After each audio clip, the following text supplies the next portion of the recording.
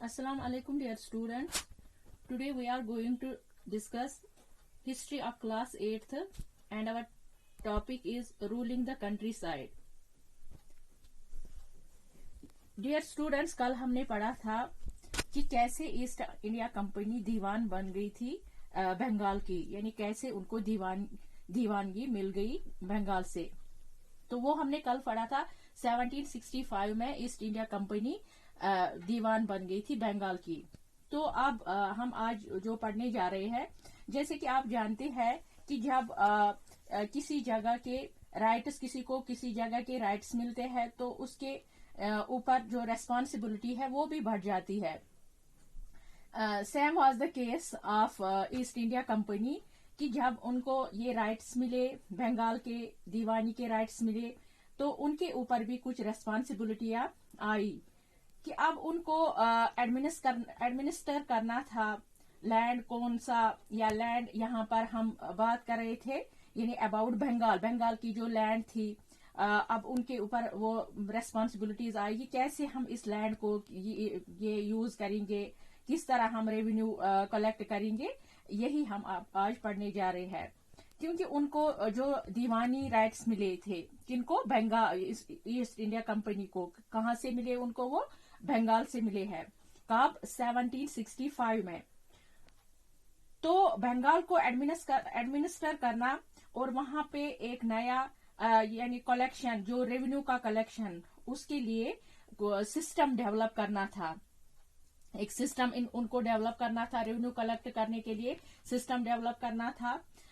ये रेस्पॉन्सिबिलिटी किनके ऊपर आई? ये आई ईस्ट इंडिया कंपनी के ऊपर। तो अब जब ये लोग बने दीवान, कौन? दीवान का मतलब आपको पता है, कल मैंने आपको समझाया। दीवान का मतलब है यानी जो पावरफुल ये मिनिस्टर होता है, गवर्नमेंट का ऑफिशियल होता है, पावरफुल गवर्नमेंट ऑफिशियल, या जिसको हम कहते हैं वजीर या चीफ मिनिस्टर, जो कि रेवेन्यू कलेक्ट करता था, या फाइनेंस जो था, उसको दीवान कहते हैं। तो अब जब ये लोग दीवान बने तो उनके ऊपर जो जो जिम्मेदारियां बढ़ी, अगर उनके बारे में बात करें तो सबसे पहले बात ये थी कि उन्हें ऑर्गेनाइज करना था अपने रेवेन्यू रिसोर्सेज को, यानी कैसे वो रेवेन्यू कैसे वो अपने रेवेन्यू जो है वो वसाइल वो कैसे वहां डेवलप करें, उनको क्या करना था उधर बंगाल में कि उनको वो ये इनकम जनरेट हो जाए, या वो जो इनका था रेवेन्यू कलेक्शन वो कैसे हो जाए। तो इन्होंने क्या किया, अपने इस रेवेन्यू रिसोर्स को, यानी रेवेन्यू, जैसा कि मैंने आपको पहले ही बताया कि रेवेन्यू क्या होता है, ये जो टैक्सेस हम कलेक्ट करते हैं, रेवेन्यू यानी टैक्सेस कलेक्ट करते हैं, ये किन से हम कलेक्ट करते थे? ये पीजेंट्स या आर्टिजन्स या जो रेजिडेंट्स थे वहां के बंगाल के, उन्हीं से, फ्रॉम पीजेंट्स और the residents of that place. तो वो जो रेवेन्यू है या जो वो इनकम है, उससे कैसे ऑर्गेनाइज करना था, ये उनके लिए बहुत जरूरी हो गया। किनके लिए बहुत जरूरी हो गया? यानी ईस्ट इंडिया कंपनी के लिए बहुत ही जरूरी हो गया। इसके अलावा उनसे ऐसी जो क्रॉप यील्ड, ये क्रॉप को यील्ड करना था जो उनके लिए जरूरी थी। तो ये सारा जो था, ये जिम्मेदारियां किनके ऊपर बढ़ी? ये सारी जिम्मेदारियां ईस्ट इंडिया कंपनी के ऊपर बढ़ी, क्योंकि वो दीवान बन गए थे कहाँ के? बंगाल के। कब बन गए थे? 1765 में वो बंगाल के दीवान बन गए।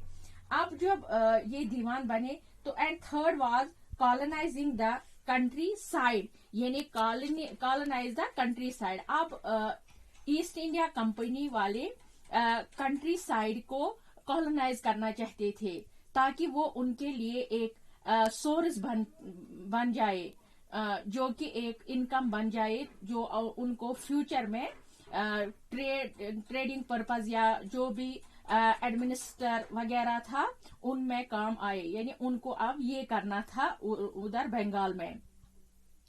तो अब जब कंपनी को रेवेन्यू मिलने लगा तो उन्होंने क्या किया? अगर आपको याद होगा, हमने یہ پریویس چیپٹر میں پڑھا تھا کہ سب سے پہلے کمپنی کو برٹین کے اوپر رہنا پڑتا تھا، یعنی ڈیپینڈنٹ تھے وہ کن کے اوپر، برٹشرز کے اوپر وہ ڈیپینڈنٹ تھے. لیکن جب ان کو یہ دیوانگی ملی، یہ برٹین پہ ڈیپینڈنٹ تھے پہلے، کیونکہ جتنا بھی ان کو پیسہ آتا تھا وہ برٹین سے آتا تھا، جس سے وہ کیا کر پاتے تھے، کاٹن پرچیز کر پاتے تھے، یا اور ساتھ سگلیٹ پرچیز کرتے تھے فرام انڈیا. لیکن اب جب وہ بن گئے دیوان، یعنی اب جب وہ خود بن گئے انڈیپینڈنٹ، وہ بن گئے اب کہاں کے، بنگال کے دیوان بن گئے، تو انہیں یہی پر اتنا پیسہ اکٹھا ہونے لگا کہ وہ ایزیلی اپنا جو بھی ضرورت کا سامان تھا، جیسے کہ کاٹن، سلک، سپائسز وغیرہ، جو چیزیں انہیں ضروری تھی وہ یہی پر سے آرام سے پرچیز کرنے لگے. تو یہ سب چیزیں بڑی آرام سے چلنے لگی اور ایسٹ انڈیا کمپنی کے لیے. لیکن اسی دوران یا کچھ پرابلمز بھی آئی تھی. کن کو؟ ایسٹ انڈیا کمپنی کو. اگر ان کو یہ سارا مل گیا ادھر بنگال سے، ان کو سارا مل گیا، انہوں نے جو کراپس ادھر بنگال میں ییلڈ کروائے وہ تھے سپائسز، سلک، کاٹن، کیونکہ اس سے ان کو زیادہ پیسہ آتا تھا. تو ایسٹ انڈیا وہ آرام سے چلنے لگے، ان کا جو کام کاج وہ آرام سے چلنے لگا. لیکن اسی دوران یا کچھ پرابلمز بھی ان کو آئی. تو وہ پرابلمز کیا تھی، ان کے لیے بھی جاننے کی کوشش کریں گے. جب انہوں نے بہت ہیوج اماؤنٹ، یعنی بہت سارا پیسہ ایز اے ریونیو جمع کرنا فرام پیزنٹس اینڈ آرٹیزنس، تو اس سے کیا ہوا، the economy of Bengal was facing deep crisis, یعنی بنگال میں اس سے بہت کرائسس ہوئی. تو یہ آج کا ٹاپک تھا. انشاءاللہ کل ہم نیکسٹ اس کا دوسرا پڑھیں گے. Thank you.